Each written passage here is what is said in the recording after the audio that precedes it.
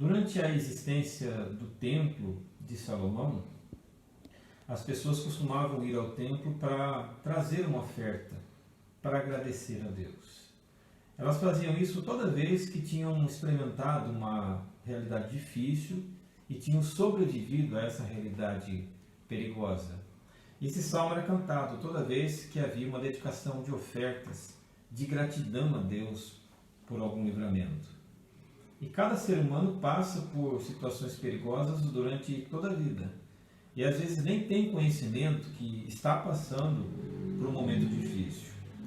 Mas o Salmo garante uma coisa: assim como o pastor protege a ovelha de ameaças que a ovelha nem sabe o que está passando, Deus também nos guarda, tenhamos ciência ou não do que nós estamos passando na nossa vida. Para falar um pouquinho da cultura judaica, toda a experiência judaica importante está conectada com comida. Isso é muito engraçado, interessante do ponto de vista cultural judaico. Onde há comida, existe canção. Onde há alegria, há comida e canção. Toda a experiência judaica está ligada, repleta de canção e alimento. Então, comida e canção são os dois componentes de adoração no pensamento judaico. E esse é o motivo que levava Jesus a estar preferencialmente nas casas, ensinando sobre a pessoa de Deus, sempre na mesa da refeição.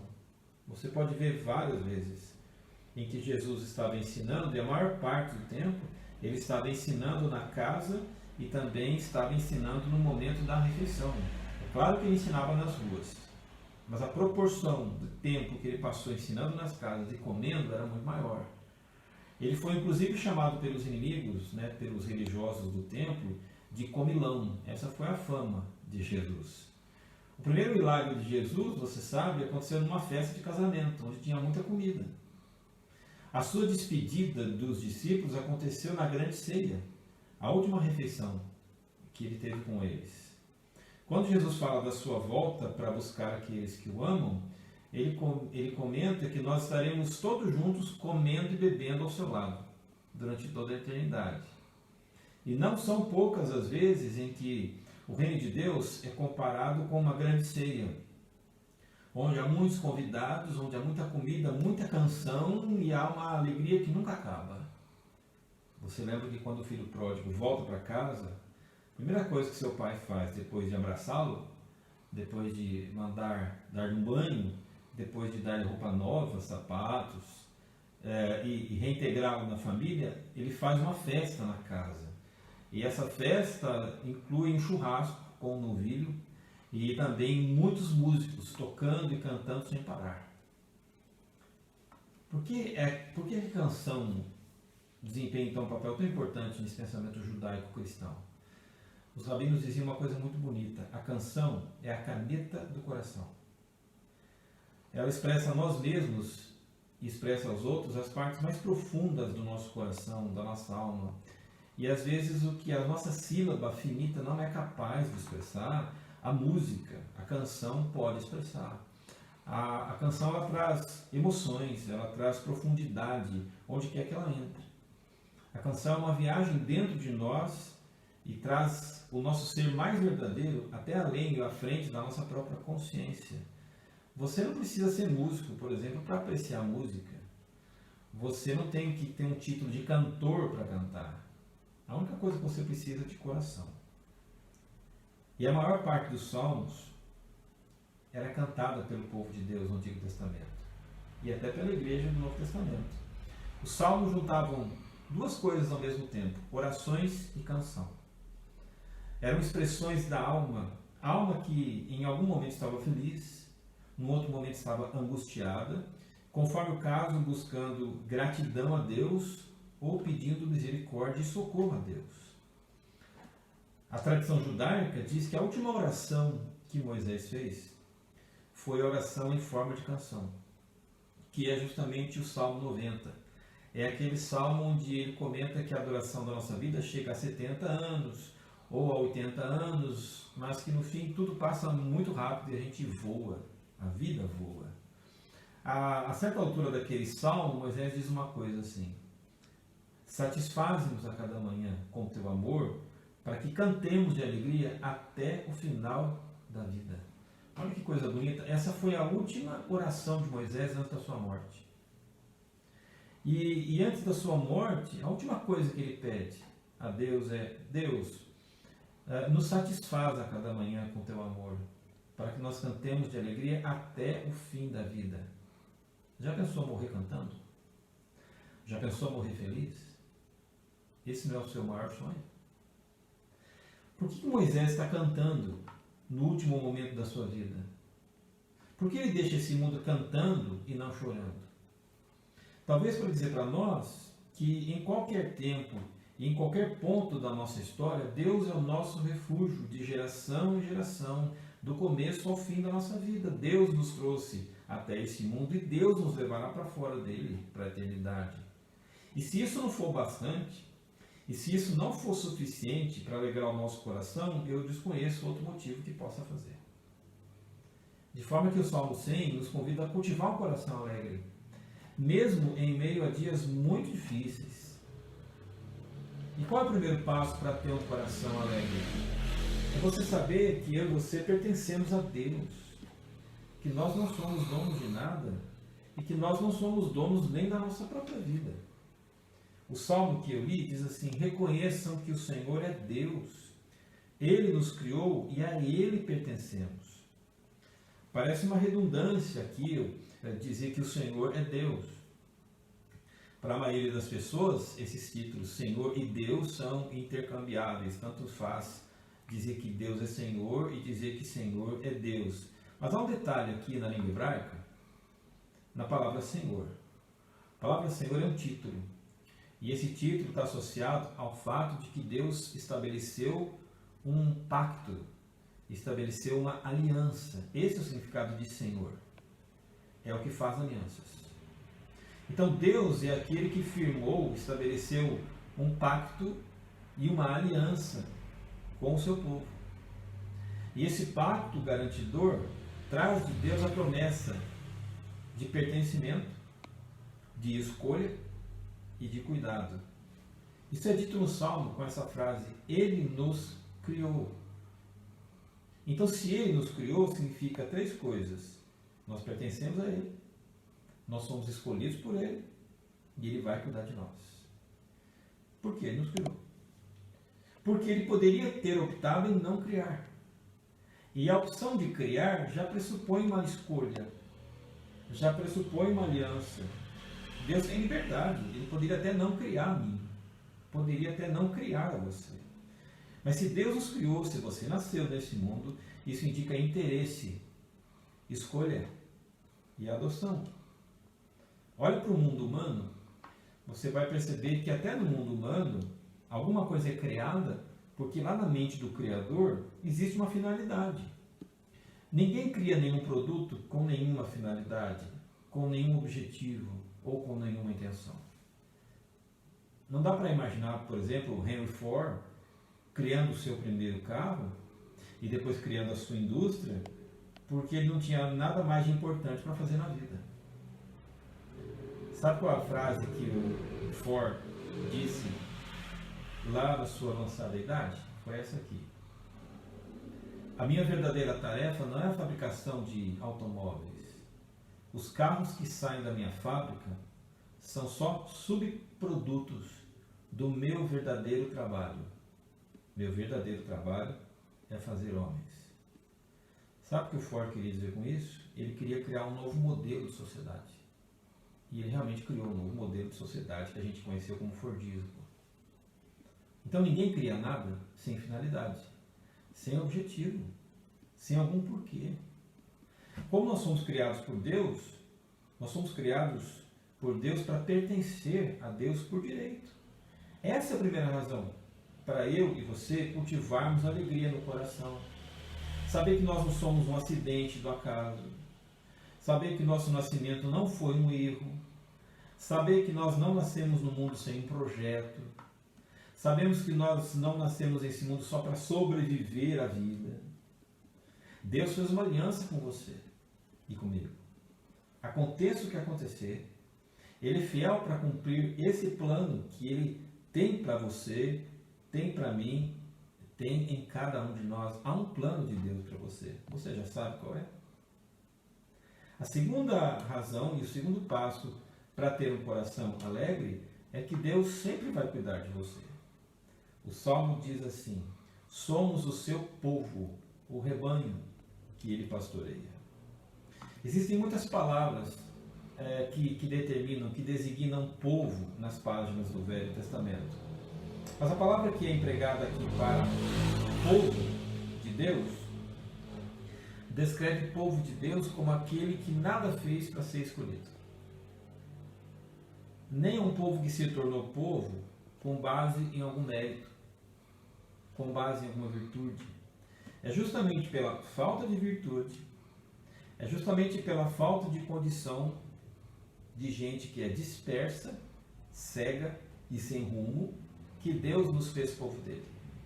Deus nos fez povo dele justamente porque a gente precisava de condução, de provisão e de amor.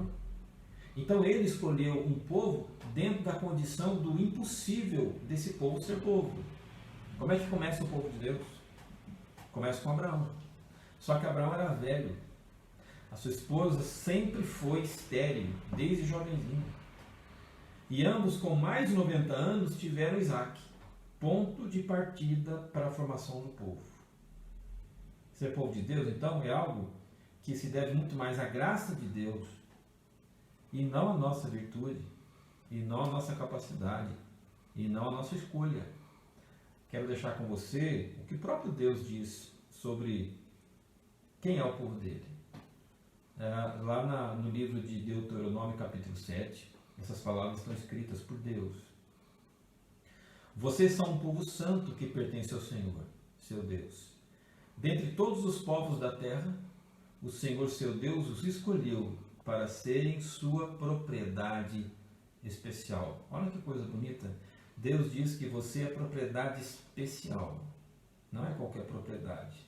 Não é só propriedade. É propriedade especial. E ele continua dizendo assim: o Senhor não se afeiçoou a vocês, nem os escolheu por serem mais numerosos que outras nações, pois vocês eram a menor de todas as nações. Antes, foi simplesmente porque o Senhor os amou.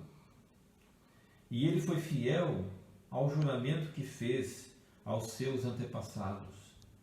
Por isso o Senhor os libertou, com mão forte, da escravidão e da opressão de Faraó, rei do Egito. Reconheçam, portanto, que o Senhor seu Deus é de fato Deus. Ele é o Deus fiel, que cumpre por 1000 gerações a sua aliança de amor com todos que o amam e obedecem seus mandamentos. Não hesita, porém, em destruir aqueles que o rejeitam. Então obedeçam a esses mandamentos, decretos e estatutos que hoje lhes dou. Se vocês guardarem esses estatutos e os cumprirem com cuidado, o Senhor seu Deus cumprirá sua aliança de amor com vocês, como prometeu sob juramento aos seus antepassados. Ele os amará, ele os abençoará, ele os fará crescer, ele tornará férteis seus filhos, sua terra e seus animais. Quando chegarem à terra que eu jurei dar aos seus antepassados, vocês terão farta produção de cereais, vinho novo, azeite, grandes rebanhos de bois e ovelhas. Vocês serão mais abençoados que todas as nações da terra. Nenhum dos seus homens ou mulheres será estéril, e todos os seus animais darão cria. O Senhor os protegerá de toda doença. Não permitirá que vocês sofram as doenças terríveis que conheceram no Egito. Olha quanta coisa Deus fala sobre aqueles que Ele escolheu para serem seu povo. A questão importante de nós sermos povo de Deus está também na declaração que Ele pastoreia a nós, porque nós somos o seu rebanho. Bonito isso. Não é uma linguagem política. Deus não nos dirige como um presidente. Deus não nos dirige como ditador, nem Deus nos dirige como rei. A intenção de Deus não é ter apoio, nem votos, que garantam alguma coisa que Ele vai continuar à frente da nossa vida. Ao contrário, Deus nos escolheu para cuidar de nós. Deus é ao mesmo tempo rei e pastor, ou eu diria, Deus é um rei pastor. E como pastor, Ele conhece cada um de nós pelo nome. E Deus é de fato a única pessoa que está o tempo todo interessado em mim e em você. A Bíblia diz que Ele não cochila nem dorme, pensando em nós. E o fato de nos conhecer pelo nome, no pensamento judaico, significa que Ele conhece a nossa vida, conhece nossa demanda, conhece nossas situações, conhece a nossa alegria, a nossa tristeza, nosso medo, nossa esperança. Sabe o que Jesus disse certa vez? Que se um pastor tiver 100 ovelhas, mas uma delas se perder, ele deixa as 99 trancadas, fechadas, no lugar seguro, e vai em busca daquela que se perdeu até achá-la e trazê-la para casa. Isso não é motivo suficiente para encher o seu coração de alegria? Nada nos faltará, é a promessa dele. Então ele é o rei pastor. Não para tornar a nossa vida pesada, nem para tornar a nossa vida difícil, mas para cuidar da nossa vida com carinho e providência. O terceiro passo para ter um coração alegre é imitar o Deus em quem você crê. O Salmo diz assim: entrem por suas portas com ação de graças, em seus pátios com cânticos de louvor, deem graças e louvem o seu nome. Uma primeira ideia dessa frase que a gente leu aqui recorda o povo entrando pelas portas do templo e depois indo para o pátio. O pátio era um lugar grande, onde cabia todo mundo, e Deus era adorado no pátio. Só que o Salmo é um texto poético. E o Salmo está falando mais do que um momento de adoração isolada no templo. Fala de portas e fala de pátios. O que são portas? Portas são lugares que dão acesso. Você atravessa as portas, para dentro e para fora. Pátio é lugar interno. Pátio é símbolo da sua alma. Nós saímos e entramos o tempo todo de dentro do nosso interior. Nosso pátio é o espaço mais importante. Nosso pátio, nossa alma, é o lugar mais sagrado da nossa vida. Infelizmente, poucas pessoas dão importância a isso. Elas dão mais importância à porta do que ao pátio. Mas a nossa vida realmente acontece não na porta. A nossa vida real acontece dentro do pátio. Porque ao entrar no pátio, na alma, nós trazemos coisas de fora para dentro dela.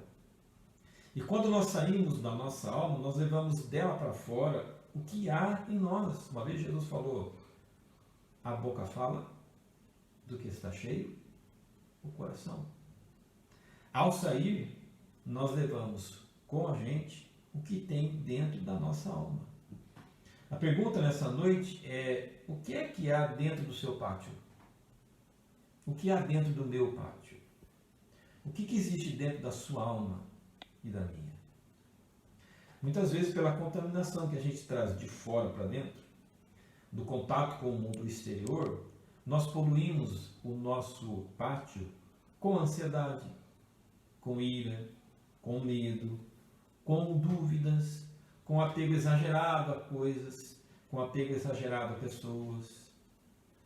E uma das coisas que nós estamos aprendendo como medidas de saúde nessa pandemia é toda vez que a gente cruzar a porta da nossa casa, deixar lá fora o tênis, o chinelo, o sapato, as roupas, a máscara.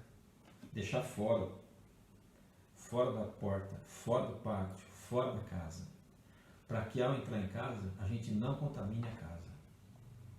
Então, o pátio tem que ser um ambiente onde somente coisa saudável exista.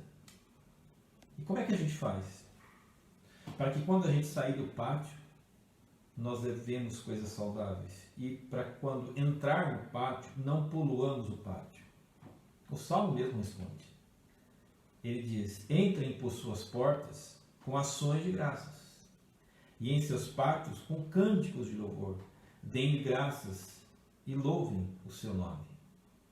Se dentro do nosso pátio, que é a nossa alma, existe gratidão a Deus, porque nós sabemos quem Deus é, porque nós sabemos como Deus nos trata, então quando a gente sair da porta para fora, nós vamos levar atitudes e palavras que refletem essa gratidão. E vamos entrar de novo no nosso pátio, na nossa alma, com cânticos de louvor. E o que são cânticos de louvor? Cânticos de louvor são expressões internas de coisas boas. Você sabia que, por exemplo, na Bíblia, a palavra louvor, ou a palavra para louvor, é a palavra halal? E sabe o que significa halal? É brilhar. Louvar é brilhar. Ou seja, louvar é refletir as qualidades daquele com quem eu vivo. Louvar não é cantar uma música. Louvar é refletir, em essência, o Deus a quem eu amo e o Deus a quem eu vivo. Pergunta: eu sou parecido com o meu Deus? Quando eu abro a minha boca, quem me escuta sente paz, sente tranquilidade, sente Deus? Nos meus relacionamentos, as pessoas são capazes de enxergar algo do céu dentro de mim? É a pergunta que eu faço para mim e para você. O que há dentro do nosso pátio? O que está dentro ou havendo dentro do nosso pátio? O que a gente tem trazido para dentro do pátio? Porque não se engane, o que nós trazemos para dentro do nosso pátio vai sair. Seja coisa boa, seja coisa que não é boa. Cada pessoa desse mundo é parecida com o Deus a quem adora. É inevitável isso. Cada pessoa desse mundo é parecida com o Deus que adora. Então o caminho para ter um coração alegre é você tomar cuidado como você usa a porta. Como é que você tem contato com o mundo exterior? E como é que você leva o seu mundo interior para fora? Então não deixe entrar para dentro da sua alma tudo que é contaminante. Deixe sair da sua porta para fora gratidão, alegria, o reflexo de um Deus que te ama e que você acredita que te ama. Se ama, cuida. E se cuida, chama você, que é ovelha, pelo seu nome. Então, o primeiro passo para ter um coração alegre é lembrar que você pertence a Deus. Você não é alguém que nasceu aqui sem nenhum projeto. Você pertence a Deus. Pode ser que você nem creia nisso nesse momento. Mas o fato é que aquele que fez você, aquele que criou você, diz que você pertence a Ele.